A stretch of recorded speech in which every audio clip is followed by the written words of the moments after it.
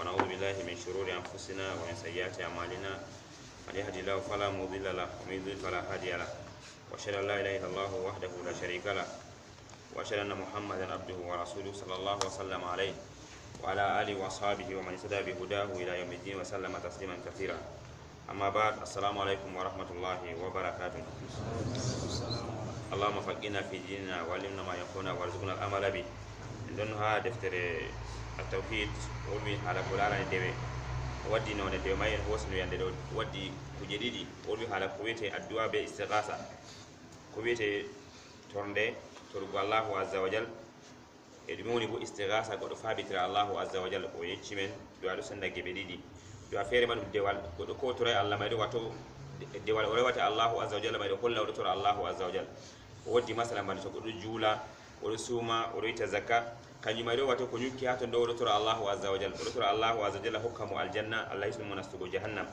ina non do afere bo godo mara haaje mu ha Allahu azza wa jalla doggitira Allahu azza wa jalla tan wandi Allahu azza wa jalla tan jabata du'aaje وبي الله ما يحكم كذا ما لبوا الله ما يستمع كذا في كان يبرد دبي إنه عند بور ودا رول على الخوف والخشية والرهبة فتو فتح بو في كم يقول الله عز وجل كوبي نفرت بي الخوف والخشية والرهبة إن في تبي في دبي بيا يقول الله عز وجل الخوف من الله عز وجل من أفضل مقامات الدين وأجلها جمع دفتري يقول الله عز وجل لندر قرد مونغو درجات دينا enande do mari darajaji fere fere hadina ne ka hulugo Allahu azza wa jalla don der urdu dum mawnugo darajaji hadina Allahu azza wa jalla e burdum bo tilmugo Allahu azza wa jalla wolwi hala kularani hala hulugo mo ha deftere ma ko Allah tolwan jiya e ma ko suftabe o holla kamere be hulan Allahu azza wa jalla daga dume daga malaika en be hula Allahu azza wa jalla annabo en be salihin be don hulo be Allahu azza wa jalla malaikan ifuma be hulo be Allahu azza wa jalla la yasuna Allah ma amarahum wa yafaluna ma yu'marun be hulata Allahu azza wa jalla hade de ko Allahu azza wa jalla mai be hula Allahu azza wa jalla de ko Allah umri be fadbe waran be data Allahu azza wa jalla bo enon annabo en be fuma be hulo be Allahu azza wa jalla bal makam urdu be ha hulo be Allahu azza wa jalla habi be adama ko tokkata be as-salihin wato himbe salihin kambe mai fu Allah to wolwi hala mabbe Allah to manan be do wiya himbe do be hula Allahu azza wa jalla bedo be hulo be Allahu azza wa jalla bedo labbina Allahu azza wa jalla kulul mabbe may na bedo hula Allahu azza wa jalla tan bedo mari ikhlas ha hulu Allahu azza wa jalla may hulu Allah o do huli Allah wacci hunde o huli Allah wadi hunde o bodo mari ikhlas wato o mari anniyasatu ko ha o wada hunde may do wada ngam Allah umri mo o do hula Allah hade de ko Allah umri mo tata wada hunde may no anay no de warite wato bay gono ta wada hunde banano Allah umri remo huli Allahu azza wa jalla tun tata wada Allah hade de umrode men ya ko Allah hadi bo o jabata badugo sam ngam tata dume o latta kan ko do der himbe on be Allahu azza wa jalla yida Allah renaybe nen kam to Allah mani malaika en to gol wi'a Qur'anu himbe on urdu be labugo jeema mako malaika en annabo en be salihen do Allah mani rabe kambe do be wara ikhlas ha hulugo be Allahu azza wa jalla allawi yakhafuna rabbahum min fawqihim wa yaf'aluna ma yu'marun be hula Allahu azza wa jalla mo woni do mabbe be hula Allahu azza wa jalla mo woni do mabbe en vita wi de ahli sunnati wal jamaa kambe kabe nudini Allahu azza wa jalla do mari don ha woni Allah ma to woni Allah ma yecci be ha Qur'anu ma ko wi ne dum arrahman ala arshtawa Allah bangi do bote do wala sin kam himbe sunna ka fado tabitini de ko annabi jangini himbe be ko Allah wi ha Qur'anu ma ko Allah ka do mari no kure hato woni bodo do wala sin ma zalik Allah mai garibun yujibu dawata daiza da o badido o jaban do atoro ko yake torata mo en wi himbe sunna ka paddo tabiti bane Allahu azza wa jalla kan ko ya khafuna rabbahum min fawqihim en wolwi no jangirde sali ne wi no nyoto goddo wi Allah waladi wala shiru aqida fir'auna o jogi aqida annabi ga annabi Musa alayhi salam wari ci annabi wari ci diga ko be derdi ko mako Harun be ari be yecci be mojo fir'aun Allahu azza wa jalla do kanko tagima kanko ne liamen fir'auna mo woni Allah mayo ne kambe yecci mo Allah mayo wato woni fir'auna jambe be Allah mayo to woni ado alas kay fir'auna ya hamanu lisarhan lalle atari lalle ablugul asbab as-samawati fa atala ilahi Musa wa inni la zunnu kadhiba ne kam se julbi anda bani le ka Allahu azza wa jalla don hano kure wiete dal arsh Allah may bono wonirton may do himbe sunna ka yamatano Allah may wonirton kambe kambe nuɗɗinan tan allah may on be hoore mum o winda ha o woni ɓe jaɓi ɓe nuɗɗini ɓe nanditinta allah ɓe tagdi mum ɓe wiyata mana may wala ɓe sanja mana ɓe adda mana feere pat ɓe waɗata kamɓe kamɓe wiya allah may feere maako tan yecci amin bani min jaɓi sifa maako boni ka wala mo andi allah yetti allah may allah mo yecci amin da ha o woni e wala motti bana annabijo muhammad sallallahu alaihi wasallam annabi sallallahu alaihi wasallam yecci men ha toye ɗume allah woni en wiyene no hadisol ha sahihu muslim ɗo hadisol tilimgol ha andugo allahu azza wa jalla annabi sallallahu alaihi wasallam tawi jariya wato korɗo maraɗo annabi sallallahu alaihi wasallam ƴami mo ayna allah to allah woni hande bo wiyama kay allah kaɓe ƴamata ha allah woni asi a ƴama to allah woni wato a ƴama bikkon ma to allah woni a ciccaɓe ha to allah woni a awa ɗum daga ɗume daga ɓe famarɓe ha to allah woni annabi ƴami korɗo to allah woni o ayna allah qalat fi sama o wi allah ɗo asamanji woni fa qala nabi sallallahu alaihi wasallam man ana min bo min moyjo qalat anta rasulullah an bo wane laɗo allah fa zaba nabi sallallahu alaihi wasallam sahibe fa qala atika fa innaha mu'mina annabi jeyi ham wari moy rimɗunu oɗo o muminijo ngaw o andi ha to allah woni hande julɓe jur anda allah woni ƴama allah ka wala ɗume wala wala allah ɗon ha woni indi allah yata ɓo suudu noon allah woni tante ɓo suudu allah may kaɓe noyi kadi habbarji ɗo allah wonan toon habbuwajji ɗo allah wonan toon ha irin babe kalluɗe pat allah wonan toon allah wonata toon allah ka to woni ɗo kata goɗɗo mara sey ko hamaɗi amma tawhidi men ɓurna pat e wi tawiɗo a shaira be maturidiya yimɓe mari kamɓe wiyama allah ka wala ha wala o wala dow o wala les o wala jiyajine pat o wala saka o wala toyte oɗon bo ɗo hakkille goɗɗo jaɓata ana tawhidi yimɓe sunna kam ɓe ma allah wi yakhafuna rabbahum min fawqihim ɓeɗo hula jawmirawo maɓɓe mo woni dow maɓɓe eno non bo yafaluna ma yumaruna ɓeɗo huwa bo dede ko ɓe umrama allah yafani wahum min khashyatihi mushfiqun kamɓe ɗo ɓe latti ɓe huloɓe dedey hulugo mako ɗo ɓeɗo hulino hulol allah may wato min khashyati ngam hulugo allah may ɓe hula allahu azza wa jalla ngam hulugo allah waɗa goɗɗo ɗume hula allahu azza wa jalla allahu azza wa jalla umri bi ikhlasi zalika kullihi lahu azza wa jalla fa qala fala takhshaw an-nasa wakhshaw allah wi goɗɗo mara ikhlas ha kulol o hulata allah ɗo o mara ikhlas ha to allah tan o hulata ta hula ko luti allah kañum allah fala takhshaw an-nas tata hule yimɓe wiya min waɗan mon kaza min torran mon min waɗan mon ni allah tata hule yimɓe wakhshawni huleɗan min allah mo tagi mon wato kulol o sey yimɓe habda ha min ɗo yimɓe ɗo hula kulol ngol sahay o jambo deftere tan min wolwugo sey nden kam moy huleteɗo moyjo a hulata goɗɗo torrama goɗɗo fotay torrama a hulatata goɗɗo waɗama kaza goɗɗo fotay waɗama ko ɗume ɗum an ka ko dow ma ka andugo allah ɗo amara bo holare allahu azza wa jalla ɗo miɗo wondi be allah allah he antam kañum yake ene furna pat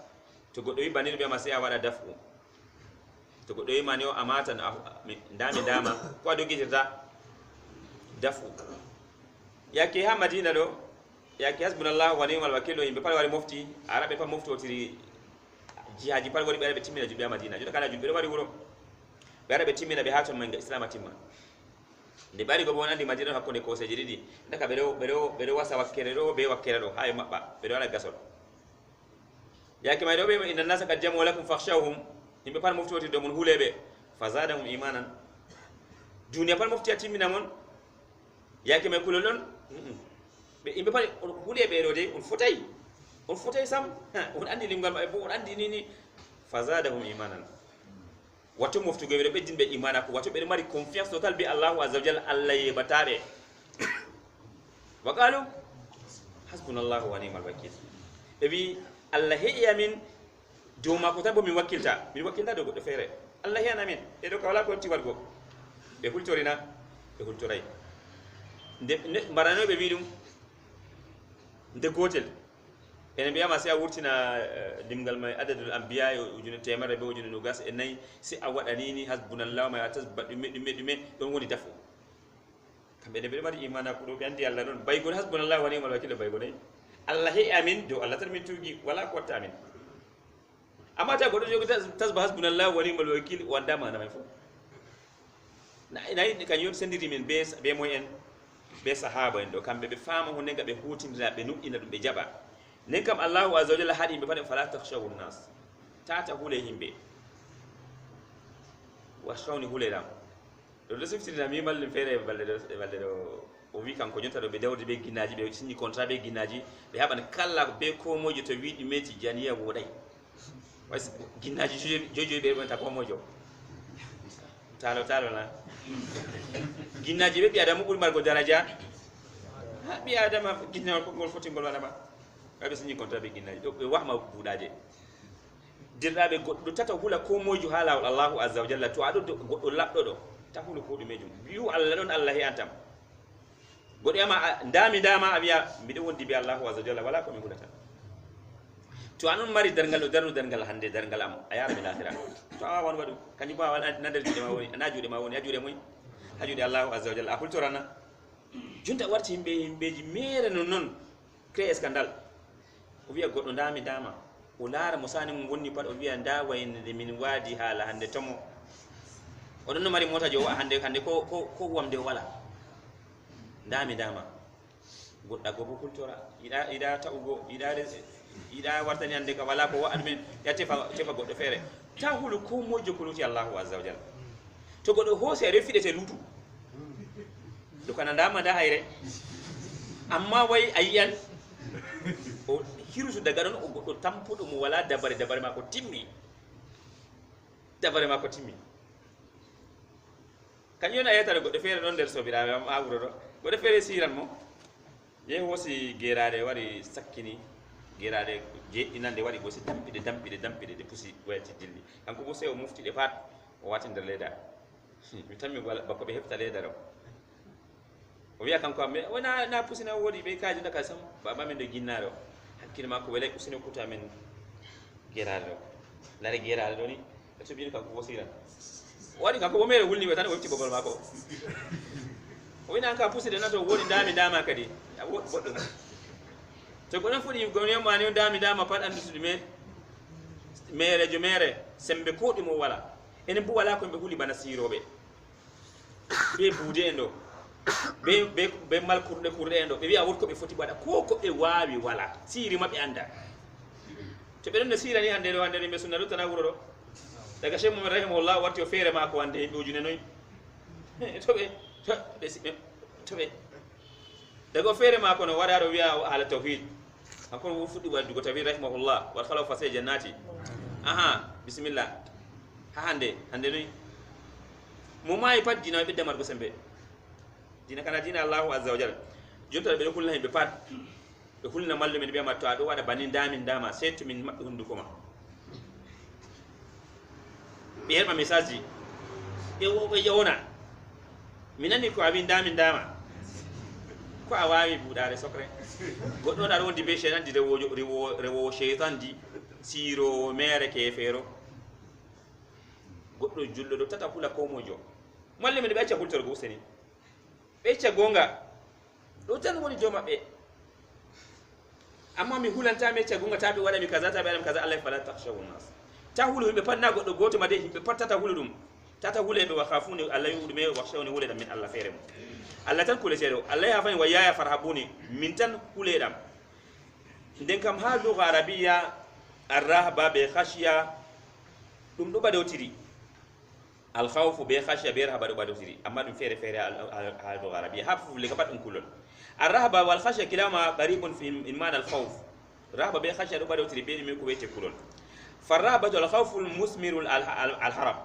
فهو خوف مقرون بعمل الرهبة دو غدو كولتورا دوغا الله يمن تان كول ما كولتورا مي ادوغا اچا گدل من تان علي ربي بي ماجو انما دمي الرهبة الخشيه بو واتو اندغو درجه الله عز وجل مايدو بيتي ميدام درجه ماكو بي لامو ماكو كانيو مي وادي بي ادماجو hulata كانيو فيري بيتو يا tiyama hultura dogga acca geddal men gam allahu azza wa jalla do bo hultura haaderde mawnina allahu azza wa jalla may do mi atade me al khashya ne kay pat be fulfulle kadi me hulugo allahu azza wa jalla o wol wa wi none no kulolo do mari none nay fere kulolo mari qualité fere noy nay awalan khawfu sir be do wiadum kulol je sirri wato kanyudo dum kulol on do hawri be magol dullun wa khudun wa mahabba goɗɗo toskitinana ko hulata may o yankinana ɗum o yiɗa ɗum indema ɗo kulol ɗume je sirri a yankinana ko a hulata may a toskitina ɗum a yiɗa ɗum bo wa huwa madha an yakhafa min ghayri llahi fi ma la yaqdiru alayhi illa Allah wato ɓi adamajo hula ko luuti Allah dede ko wala ko hunde mai foti waɗa bana sai Allah tan ɗota masalan bana goɗɗo wiya hulan sirowo o hultorana oɗo may o toskitina ɗum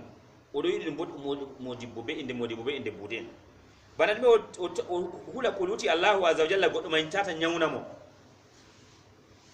wala mo ñawnatama sai moy Allahu azza wa jalla den ka tata wi goɗɗo foti mi hulan oɗo tata o siirami o ñawnami o fotay a fokri malla bo talkiɗinami a wuqatini malla bo timmina balle am usta balle am je Allah windi ɗo o wara usta balle may aw nafi zalika en ko nandi webbolo an ɗo irim kulol ngol ɗo ngol daganta ko ɓi adamajo ko mojo hula ko luti Allahu azza wa jalla a hula goɗɗo ta rammina balle ma a hula goɗɗo tata o talkiɗinama o timmina jawdi ma o usta daraja ma malla bo o ñawnama kulol mayɗo watta hulu ko mojo ko luti Allahu azza wa jalla to goɗɗo hoosi irim kulol ɗo watani tagdi gondi feere o rewi oɗo may oɗo mari ɗume shirku ha al khawf oɗo mari shirku ha ɗume ha kulol ni a hulirta ko nde a yi'ay nde a anda nde wala ko foti waɗanama ko ɗumejum yota bana balle ɗo masalan allah fa iza jaa ajalum la yastakhiruna sa'atan wala yastaqdimun to ajal maɓɓe wari ɗo ɓe ɓeddataɓe seconde gotel ɓe usantaɓe seconde gotel na wiyata goɗɗo usan balle ma law goɗɗo wiyama mi ustan balɗe wayne mo ɓe laari ma pat ɓiyam minin mbari wayne mo talkiɗi pat minin talkiɗini wayne minin ñawni wayne to wayne hande oɗon nder suudu ɗum minin to an siri mo may ɗon latti an sababu ɗum waɗi bo an kana kanko waɗimo kafara kanko na ragare ma ko woɗi o saydi ragare an siri mo bisimillah an ka ake feero bisimillah iftanake ma ko wat boyne nder ngal nden ka derɗaɓe de de en wiɗo goɗɗo hula ko luti Allahu azza wa jalla tata hunde may ñawna mo malla talkiɗinam malla bo rammiɗa balɗe maako malla haɗa mo nango belɗum ha duniya ɗo dagata ko goɗɗo hula ko mo joɗim kulol ɗo c'est muy c'est Allahu azza wa jalla kañum o wi wa hadha al khawf la yajuz ta'alluqu bi ghayri llahi aslan irim kulol ɗo dagata ko ɓi adamajo jongita irim kulol ɗo waɗana ko luti Allahu azza wa jalla lianna hadha min lawazim al uluhiyya ɗon ɓiyata tawhidul uluhiyya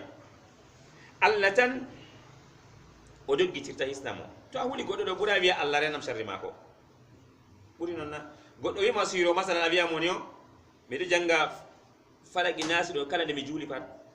marra gotel gotel suba mara tati ɓawa sira marra noy ɓa magriba marra noy tati wala ko tawatami se goɗɗo feere sirimɓe yetta siroɓe ɗo ɓe semtata ɓe hulata Allah senis mesere bo wari nasti ɓe ɓe wiyama siri batti ka ɓuri noon ɓuri ayaje Qur'an je a wiyata goɗɗo mottan ɗo andi siri batti bo siri batti ɓura Allah nan batti be jam batti be fewre mum pat Allah on tagi ɓe Allah on mari ɓe yetta warti derken juru a wiya mo moltugo wiyama ustad ɗo ka yiyata wallahi lazim min juri mbeɗo wiyama banni Allahu azza Allah wa min sharri naffasati fil uqad wa min sharri hasidin idha hasad ɗo tan e ima Allah wi'u Allah renam sharri kala mo joɓi andi ɓe pat ngam siri ɗo banni ɓe janga sey ɓe mucca ɓe haɓɓa ɓe fooɗa e ɓe bo ɗume naffasati fil uqad wa min sharri hasidin idha hasad ɓe sari gayaniji to waɗi gayani ngam gayaniji ɗo o yiɗi Allah itta hayru je hokkima ɗo wa min sharri ghasiqin idha waqa boko arti ngam siroɓe ne jemmaji ñiɓɓuɗen ɓe sirata kañum wiyata min ɓe ha wuro ɗo to siro may o wara min yiyamo siroɓe ɗo fewre ni ɓuuray mabadi sihir ɓe yaha ɓe defton ɓe tappi buuɗel may tappi simba ɗo ha lumo ɗo irim anini to a hawri ni waɗani ɗo na sirowo ha min ɗo siroɓe ɗo wala Allah timmunuɓe Allah timminiɓe bo se fewoɓe rutti fewroɓe be inde siri to ɓe andi siri ɓe waɗa ɓe ollami siri maɓɓe may qul hatu burhanakum siroɓe ɓe andani sam kadi goɗɗo windan alluha ni o latta o sirowo nga waɗan laare o sirowo siriɗo ɓe andani fewre sokre derɗaɓe ta ko mo hula sirowo tum min ɗo wiya yimɓe sirowo makke feere mo si nangi bo ɗum buuɗare nga goɗɗo jangata askaru sabawal masa mako Allah renan mo siri mo jangata kala nde juuli pat janga hunde ɗo moltoje mako ɗo o jangan mo wasatayn ɗo o jangan ɓe wala ko tawatamo to jangi ayatul kursi fajira wala ko tata mo ñalla hira to siro tata mo wato a blendini ɓandu ma to a dofli siro mayan to siro dofli mayan non itte ko be awata ko yimbe biya siri batti buri dume buri aji Allah ka wane goddo nam walla mo anda Allah do wolwa biya ma buri annabi jofu siri nangi mo daga annabi sallallahu alaihi wasallam siri nangi wodum ga ha litashri ngam ha sharana ummatore wiya mon to siri nangi mon non watta o nyawdira siri malla bonon watta on hisa siri don tan nanu kambe bono be waytirta ala de yama wolde mere annabi jofu siri nangi mo nanangi mo na e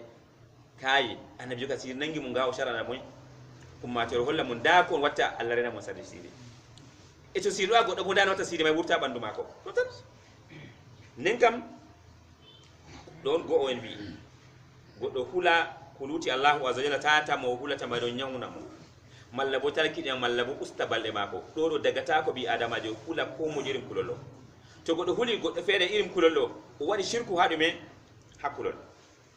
en vinde ngam be men ngam min lawazim al-uluhiyya bi adama de doggitira Allah tan to banni goddo wi ma a tammi a tabbitini o do sirte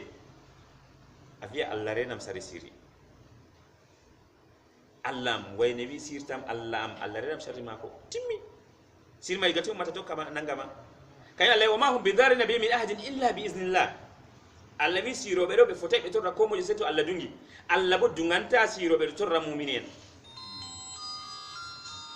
ngama yata mu'mini jiro ta akulu Allah adukula Allah wa zalla do mari iman do ko shedan jito wari titima bani di sauta bana yata be be sauta tamen do bani shedan di bo sauta ta be biya ma noy wa kaza mi titi bani mi sauti Allah rente to Allah rene ma do ne kanu mari lartu imana kuma hande himbe pat sadil masalori dum goddo aba hasna pallade sakina na himbe heba hengre tufa batun ya sakina de ci himbe heba yam wara dume rufa heba buye ya wuja wala ko watta pat dume ngabe do andi dum réseau on dum système on to ay hay ha ama yana wayne na bude ma andabe to fa be wuro yori pat be biya to andina anda bal alaji fedo ndiya wurtini mota kessa balde do andina mude don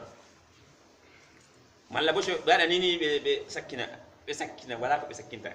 ngabe andi be joman modum be nyama mo jawdi mako be do dum jeddubi Allah be hufrani Allahu azza wa jalla siri dum keferaku dum der gedde mawde enen ka envi ko moy faman tahaqala ma Allah lidan yakhafu hadha al-khawfa wa mushrik ko moy jogiti hawtade be Allah kawti dawo o do hula mo irim kulongol en wido o wadi shirku hadume ha khawf be khasha ngam Allahu azza wa jalla wini bani hadha allazi kana mushrikuna tajiduna fi asnamihim wa aliyatihim irim kulolon latti he ferbe be annabi sallallahu alaihi wasallam Allah nabi Muhammad be yakamaido be no habbi halabi mabbe be fi Allah bi mabbe torran mon labbi min achatamon alay wa khawfunaka bil lazina min duni be hulni rama be kuluti Allahu azza wa jalla be labbi bernante labbi shehu en de seto amati ay shehu wallahi min dayina de shehu yecce shehu ko a watta do shehu to mati ni Allah to yanga de yani do ma awawata shehu be gabriel be ma ko pat andi ko shehu wontiri bo awon tan aljanna wallahi fota biya odon tan yitina fota biya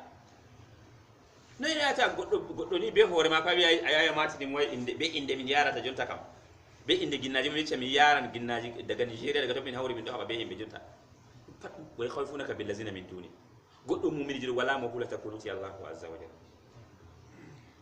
wa hadha al-ism huwa al-waqi al-yawma min ubad al-qubur wa bi ismu je en video kanyun wato dum ukti hare wobe gabrije ayata himbe ha shehu wa genale do be hulal shehu mai tata shehu hatta mo shehu mi wari wallahi lerdi dimbe jodi haro fungam ma shehu am wato tata shehu hatta mo biya mo kodi a warai amatan minon tasbana no madaga yake amma ay minon no wondi be ma hande ne ma yahudi niyam dama o ya shehu lerdi dimbe jodi haro yota kato junga niyam kam mi jabbiti mi di hotugo subhanallah jota nane to be dano hala ubaji ko gordu bi sappo sali dina famata no amma hande kana warti rewobe gabbeji man be du hudi masindir men wuro pat do mari lawru mum ngawde do mari lawru mum may ngado mari lawru mum banye do mari lawru mum ko nder do mari lawru mum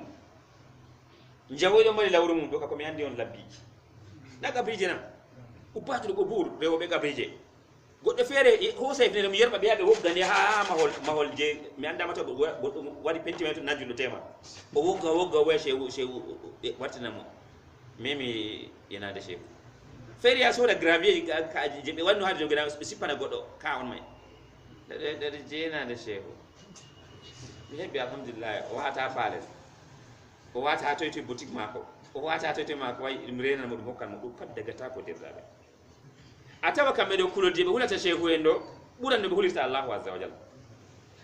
de kay en wolbi non goten de non dume kulol be de khawfu sirri dida bol may bo an yetu kan insanu majibu alayhi min al madha o accade de ko Allah wajibi do mako daga umrugo mbode nga daga hadugo hallende daga anka dewe mako funi ngadume bi ghairi uzrin kuluti geldol illa khawfan nas sinanga hulgo yimbe wato ida wada hore mayno ngabe be mustamo ko hulata tata be mustamo nta masala baygo goddo disri saka yimbe o disri bani o hula bigo alhamdulillah tata e kanko fudo me warti ustaz yarhamukallah o wi alhamdulillah kundu de paddo mabbi wala mo weta mo yarhamukallah baygo no abi mo alla ende to ay mo alla ende bo Allahu azza wa jalla jaban alla may enal mo an bo malaika wadante do biya alla enduma an bo a harmini hore ma do malaika to irin kulol gol goddo hulata an acca dina mum imma wedde Allah malla bo wata ko Allah umri mum ngam halata himbe fela mo laaka mo irin geddallo bodum fa hada haram do bodum haram wadi to kana shirk do bodum haram geddallo no diri Allah azza wa jalla kay Allah bi inma dhalikum ash-shaytanu yukhawifu awliya fala takhafuhum wa khafuni in kuntum mu'minin Allah bi ko wete bolwarum mo dum shaytan jiddo holna wala en magel wato shaytan do bana awliyaullah walen Allah bi Allah yidi do shaytan bodo mari awliya magel ngengel himbe magel je do tan ngelo shaytan do yidi me yidi be Allah walil ladina amanu khruju min az-zulumati ila an-nur walladina kafaru awliya'uhum at-taghut yukhrijuna min an-nuri ila az-zulumat shaytan do mari walen mum be ngel yidi ngel do endi Allah bodo mari walen mako denka ne kadme shaytan hulnata walen magel yota masalan to goddo wobi geddene no nasi der secte ji pratique do abiya mo tubu o biya mo ustaz wallahi mi fotay mi tuba ngato tin balde am timman to mi tubi risko am timman to mi tubi mi nyawan to mi tubi wala nini inna ma zalikum shaytanu khawfu awliya dum wala non dum e hulata wala magel nafsu shay goddo fere mo goddo wirdi accu wirdi tijaniya do o biya ma ka to goddo acci talkidan masibo tawandum dume imono irim kulol gollo dume geddal ngam ar wada hunde annabiji wada goddo ma accude nga acci way beeta masibo tawete wato paddum dume be wada bariyeji wato to be nassini goddo be ma to a wurti amana balde ma timman dume ma wada ni himbe wada tani dum da ko peetoke inna ma zalikum shaytan yukhawifu awliya dum shaytan do hulna wala en magel Allah fala takhafuhum tata kulebe wa khafuni kuntum mu'minin kule amin min tan min Allah to la takun mu'minin to goddo mu'mini jo wala mo hulta kuloti Allahu azza wa jalla ko dume kanyu wali mu'minin panani tabe dana tabelum ko hulata to ay goddo on damoro o do diwuna o hulan ko dume jum o do sakli andu to dume lenka kanko fu wala shaytan on to wala ju Allah kam wala mo hulta semoy si Allahu azza wa jalla en vini ka arande madum shirku do bodume dum geddal tatabul may khawfu wa ijilla allazi tawada bil usa wa huwa allazi qala lahu fi zalika liman khafa maqami wa khafa wa'idi do on en dolwa daraja je kulul je buri margo daraja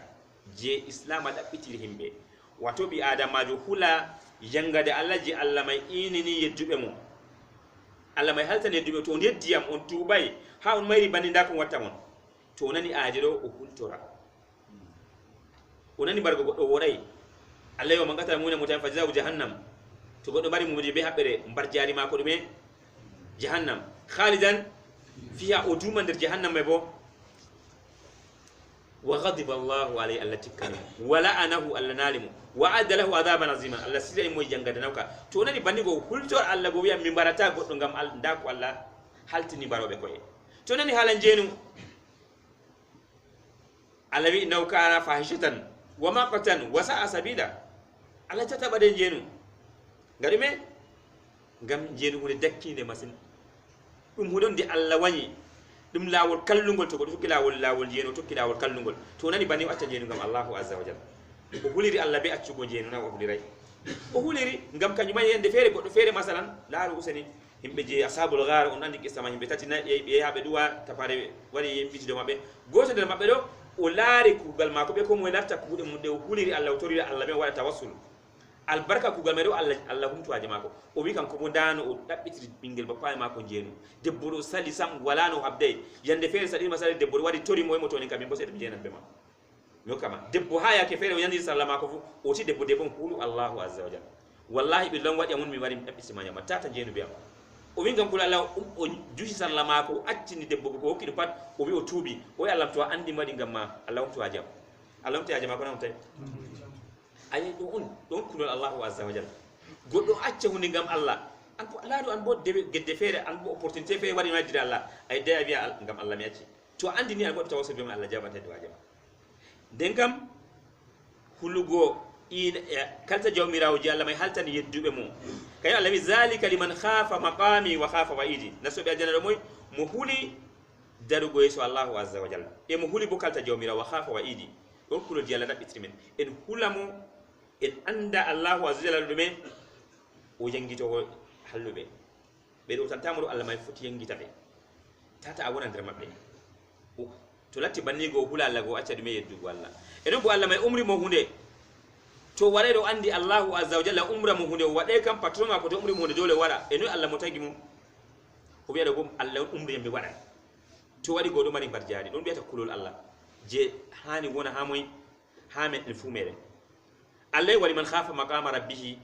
jannatani Allah ko mo huli dargo es jawmira ma ko do darode jawmira ma ko ne dangallo do mari aljannaji didi nen kan en wi kulol ngol do kan ngol buri margo daraja kanyon kulol jalla da bitiri men wona hamen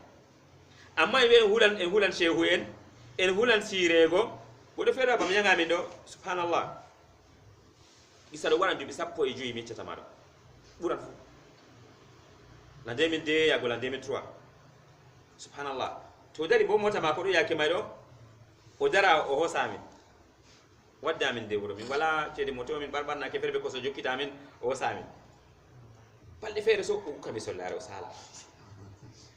o tawi mi dari mi banti mo jungo wadi dini o sali o de mi semi Allah ko mi kam handre mota ma ko do mi do hacca mo na ko Allah dum anni ko wonani mi safti mi wurti jurude mi wallahi alaji Allah wona non donno wada khairu on darni bo mi ka khairu walbu khairu donno wallita mi Allah barkini dede ko ngal sali amma jotta kam nami on loran futti tan wara do kana e darni amma mi andi to ko mi tonyiri ma hawa go mota ma do e go to don to mi yidi acca mi ami aya fabi to awawi to wala bo jam na jam wala ko motorta Allah barkini ya ko wadi alajiyan wallahi ndi ajame ngam Allah kamete tande suudu Allah mbe tati warta wiam awata kele go sugo usajjo warti keso bonnata buuti wancalo ko lona mi donama ayake mi bonna triko ambe be zindiam furditi fere tayi kere mi talaka ko mi skem wetti bonna ni se bonnata o wi banni be vi be renti be tati de mi goto kawre ciam hami acca ma so gombo wiam da wayne dunno hosano himbe wahabiyen ma yarande be yarabe de guru hande to mota ma ko sippitinga o wadi nini wayne bodo wada ne be ni yita do mai wayne bodo mi ci jawdi mu timmi kany wadi mi acca ma so go to Allah barkini hade de ko a hosi arande do Allah jabun mo barjari yande fere o jokki jam tema do ko be yata mo tema gal bakker semino do dari mi mo kay Allah barkini na ko wadi ayene be hulirte be na ragare may o hosaya min may hande ka wala mota fu ay be hadi mo khairuna subhanallah ayataro himbe wato shayatin al-insi wal jin yu ibadu ila bani zukhruf al-qawli ghurura en video taata hule be sam en video den kadume kulo de don Allah dabiti me kula Allah azza wa jalla Allah tan hajude mako ko ni Allah de wodi hala siri Allah yidime wa ma hum bidari nabi min ajin illa biiznillah be torata ko mo yese be dunga yalla ndamo wacci wasu ko himbe wala no hande kam don tom jokkiti mo musa be motore o nanga bo jamde abawo tata mi do amona mi anda yande mi mo ko ami mo motoro wala diwata masine o wala to Allah ya mo o jurum do sani ma ko woni o jurum do ngam to mi mon dum wayne dum metti dum do kali mu nyori amma na meddata inde mako o jurum do tokkiti go buuden toskimo hadi mo khairu Allah boyno de ni a watta khairu kam hositi dum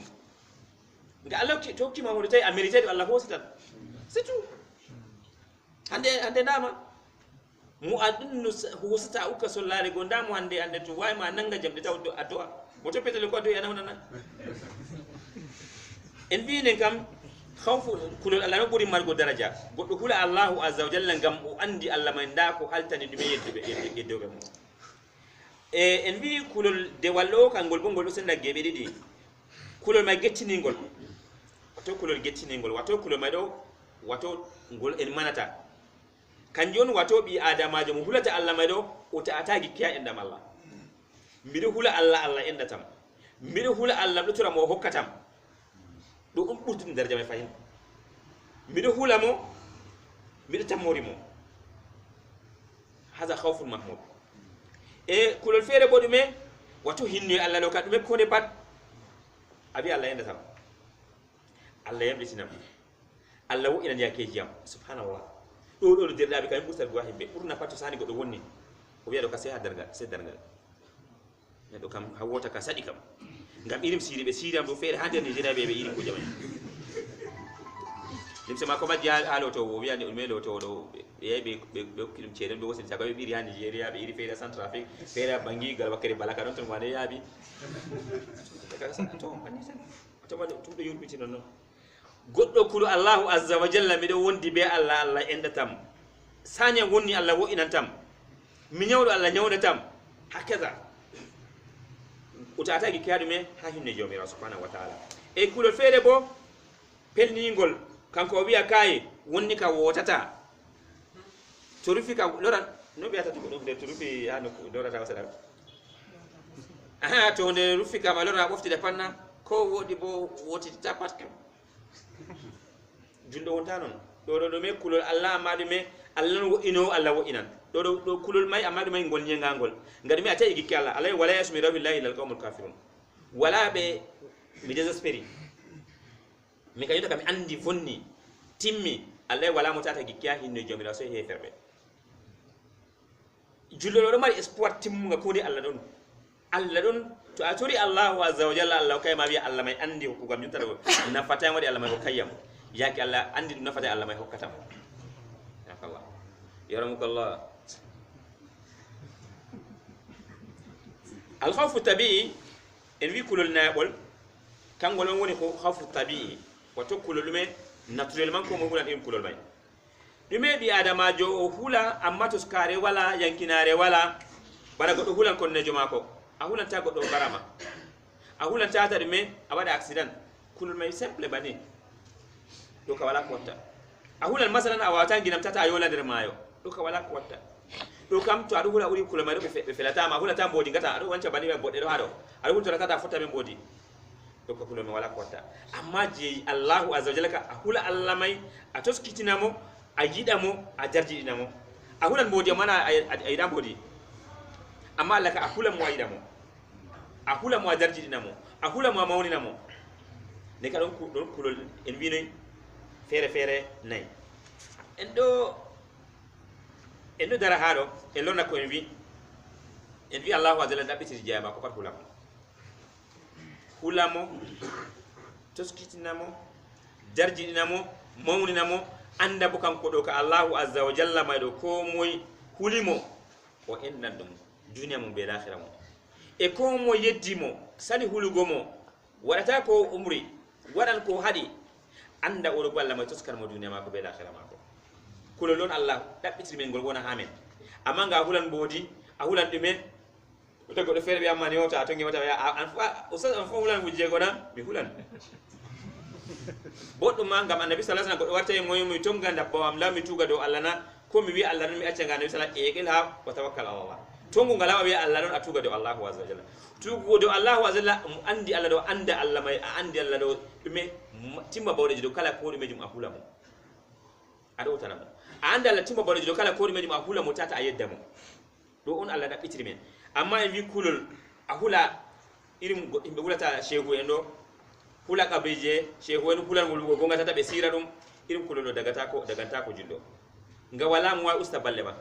wala mo wawi nyawnama wala mo wawi tarkidina ma wala mo wawi usta daraja ma sai Allahu azza wa jalla do kam kulu Allahu azza jalla ne ka biya tata Allah usa daraja tata Allah nyawnami tata Allah talkidinami do ko yuno amma gendere sokru mi yuma ko buri hulnugo hamendo himbe jittara ta andi bude do pat anda bude ko be anda siri be anda kanyo ko be famisa himbe be waddere dum be wangi ha yasi hollami kul hatu burhanakum in kuntum sadiqin ton andi siri me wari hollami siri jon andi do kanyen go yake fere me ya bandira fere andi jira baddi ko mi tay modi bo fere ton daga metti o laari temo do kana budejo hajada min to warti anka o warti o nyamata be mabbe nyamduma ko fere dumi anka se ko zai amare dum alaji gidar yam mi ka anka ko wati mabbe modi bodo kam daga waddo ne o jarni non mi kam yanda mi kam ala ko awri amin juru de fati yago on de sudu bawlo se be mo dum modi bojo hamisra o jangi ay to be jangi hamisra be tamma andi siri kadi ga firawna aton be wonde be siro be zaman mani min fumi siro be na be no hamisra be jangi se wari be yam ande bay jemma gal 22h wari tapina dam gal o e tasu di metti wadi ko se saagel mi jakki o dolli shay mi yari wadi be gatone mabbe do min memi so bi amta kam isaagi giya be tamo kissa dum gam ha ko nana wayu o wiam hanko kam mimo an kam dum ko gal mo min kam man dum ko habdata pukara ko mimo ko ande o min kam tappale di mi do wadani mimo kayya himbe sali ado fabbi andi ginnawol kaza wala inde magol fo kulan se ko diwto do jodi mimo ko mi ka kangolon mi elti mi do huda Allah sene dume inde magol o wata o kulan mimo mi kangolon mi elti mi do huda o yeto o jonta kam to an kamin nyamdu timmi jango to wari jonta kam ko mi di patto kata mi ko mo sirri ginnawol mimo mi katama bani o jabbito dilli jangal to nani kanko seedo tappi o wadani o wadani o villa minin jotta mimo min ginnawol kaza wolon min ka kangolon mi elti gol do jaggana mi de gende may bude ko ma ko timmi o dogi nani ka yon fewre mere be yabe tay be way be andi siri be binda be villa burtina lope badde choke derda ko wondo menen hula Allahu azza wa jalla en anda Allahu azza wa jalla kanko tan inde hulobe mutan wal agibatu lil muttaqin ado afido wara hula Allah yaran filma yeso dum suddete asiri afuwo ar hula Allahu azza jalla kugal man suddete asiri ab modibbo joda hula Allahu azza jalla Allah suddete asiri to godo hulta Allahu azza jalla bu Allah suddata mu asiri Allah lidan mo o marta mer avenir ka se hulo be Allahu azza jalla kayunde kadime atalaka de makulu Allahu azza wa jalla amardo ma hulu Allahu azza jalla mari daraja makulu Allah amodibbo jo makulu Allahu azza jalla ngata hulu Allahu azza jalla Allah ba hatte ko dumejum amma ta hulata Allahu azza wa jalla ragare ma wudata himbe no bude kuma yedari himbe no sira mai hande warti do wanca tora wada baraji Allah ya jolle marbe pabbe non ton to ayini ya goddo ndamo do wurtiya onde put himbe do na bina buda no na butu kadi ya heba ma wa bien wonni wuro pajunta ka kebe dari to Allah hanuten Allah wadi dari ben kulobe mo be Allah may endata be Allah may wondata be Allah may famnata dum tawhid lamdi tokka ngaysa al akhirah subhanakallahumma bihamdik ashhadu an la ilaha illa anta astaghfiruka wa atubu ilaik wa akhir da'wana alhamdulillahi rabbil alamin allahumma bihamdik ashhadu an la ilaha illa anta astaghfiruka wa atubu ilaik dede ko jengiro ba ko juularo inshallah to tunde fere ko jam to dede fama hade de ko min fala tafaddal mashkura assalamu alaykum salam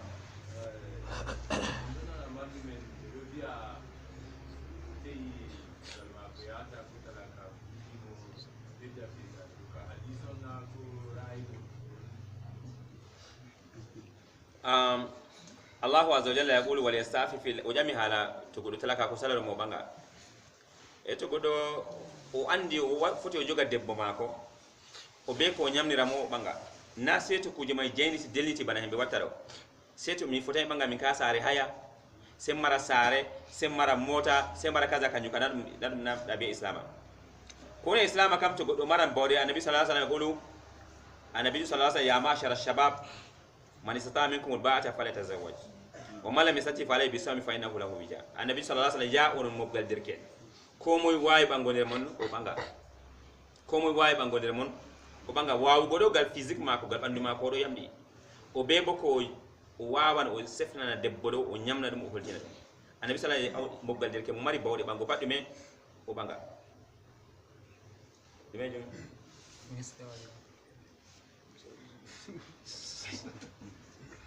ko moy wayi bangodir mon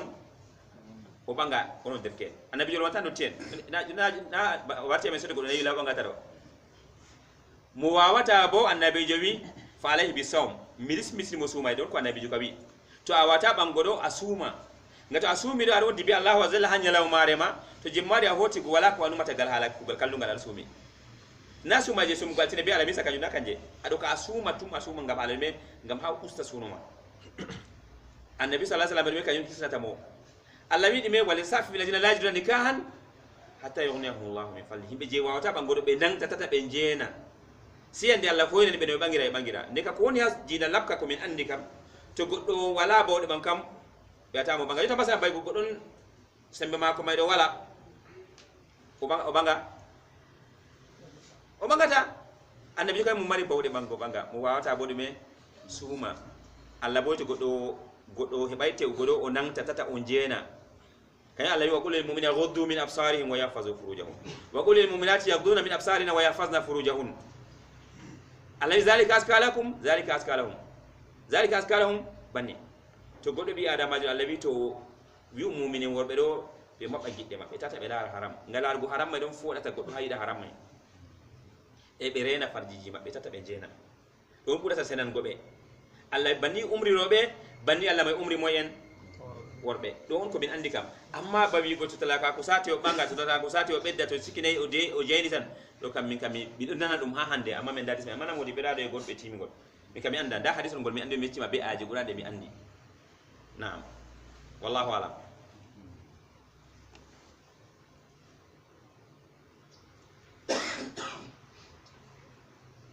na'am aku salah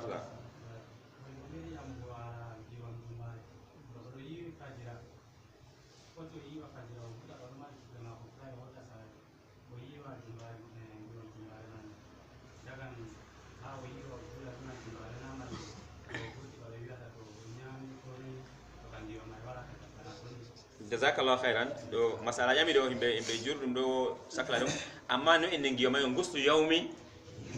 jumbatin giwam nyalaw mare jumbaare den nyalaw mare fudata islama bo so bulol ngasi ngam ngustu yawmi aljuma yugo nyalaw mare jumbaare den nyalaw mare bo fudata islama ngasu go bulol donc a foti a yiwa daga babbol do he ane a foti a yiwa bo dume jamdi jeedi al wutta he adama bana ha malikiya do be sattini masin be kambe kan uri kam wani kuna mutasila bi rawa wato suno tira ayi wa kap ajilla to ayi bi yake ko ngom ngiyo may bonni do ka be sattini ya gorsembe ngiyo may nanan farila nanam sunna on dum wajib abiya wajib ne kadmene kay wi en hosa ko ngol wi go yawm juma den yala mari fudata ni ka futi ayi wa anon hama to abana wakati aya yi wa gal 13 awara yake uri wodugo yake 12 moy do ka pat hama do amma ngiyo ngada gade daga suba nah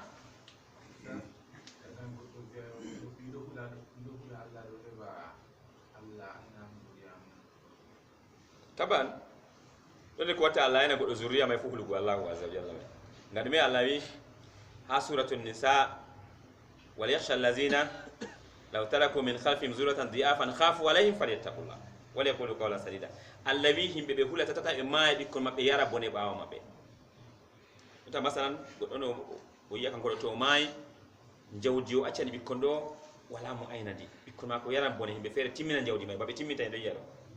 Allah to goddo huli ben be hulata to be acci bikkon mabbe tampu kon baawo mabbe bingel duubi ditati ama ya cingel to be hulan banido Allah me be hula Allahu azza wa jalla bay goto a huli Allah do wi ko ngol paani go Allah ante nafsu shaytu ala adirti suratu urume al-kahf adu jenga ngol kala jumbare pat wa amal jidar fa kana li ghulamaini yatimani fil madina wa kana tata kanzu lam wa kana abuhuma salihah fa arada rabbuka an yablugha ashuddahuma wastakhraja kanzahuma rahmatan min rabbik wa ma fa'altu ana bi o yima hol ngol ayi annabi Musa be Khadir be jibi do pe be yare hawro may be sali be bernugo be minir demon be sali bernugo be reha gobe futay mol fere bo seki idi yibbugo Khadir wi annabi Musa alayhi salam en yaha en sodan diyam e waran jibalo pe en maha mahollo en hebi ku gala wuro be wari be jibi be mahi mahol be darne de be timmini mahol gol a wi mo de mahol gol ayi en darni do fa kana li ghulamaini dirken didi baba be mayi ace be noy dido yatimain bikkon didi atimon didi worbe wacci wa kana tata kanzul lahum les mahol do bon jawdi ma ko pat andi jaman nane do tede dum orbe be mo do be argent kanyon suleje be dum may don wasiyo iri o Allah mi halfitini subhanallah laru goddo kulu Allah andi an o dum mayo mi halfitini Allah nda jawdi bi kolam Allah mi halfitini ma bi konam bo no Allah wi wa kana abuhuma bam be latti kulu Allah kulul Allah hulata do nafan ma nafan zurriya ma nafan ma de sanda ma an to kire an tande man janirabe man janirabe kulul Allah ma jawulta nafan be kayon mi yata himbe sukuli ala avenir ikon meilleur avenir pour lugo bingel madina be ko lugo ma Allah to akuli Allah azza wajal Allah iftan ikon ma do Allah aynan kon Allah aynan ko moftini be Allah barkidan gena ma be yarta bone bawma amma to a mofti an ko a mofti pat himbe ne haado may acci jawle may bawo dubi sappo joto de ma aksara zalik joto hamede wiya jawdi do nandi wala barka kay jawdi do nandi mari barka aye wol nande mari barka annabojo do der jo ulul azmi min rusul der annabon jo burbe tilmugo do der mabbe kanko Allah yi wadu jibulo ko mawnu godo na annabojo de ka kulu Allah azza jalla kala budda min en do kulu Allah azza ngam Allah may dum wo ina men duniya men wo ina men dum l'akhirah تدخل الله عز وجل إننا بلدم من عمل صالحا من ذكر أو أنثى وهو مؤمن فلنحيينه حياة طيبة ولنجزينهم أجرا بأحسن ما كانوا يعملون الذي كومو هو بونغال ودو خولي الله عز وجل ودو ولا كو الله أمريمو سواء غوركو مالبو دبو ودو مريبو إيمانكو ما كون بوسة ما هو أوتنا الله ولا كو الله ما أمريمو إيمانكو ما كون ولا تفدمو إذا الله عز وجل Allah ko moy kuy ko bungal sawano gorko ko debbo alhali bo mumini jo Allah wallahi min wadan mo wayda ngenam senidam do sekul wala wallahi ataw do feeso namu je kum musugo wawata nyalla hira odo mari bo bay de tay odo mari robe bi kondu me amma raha nafsiyal wala gam Allah man arada an zikri fa inna lahu mashatan donkan ko mo do acci dinam do acci qur'an wuri am do wuran gurdam billidam ko Allah ki mo pat antana do yiya kan ko yata mi kala me do tinen way ne jotam mi dim habba mi fu mi yata de milliardaire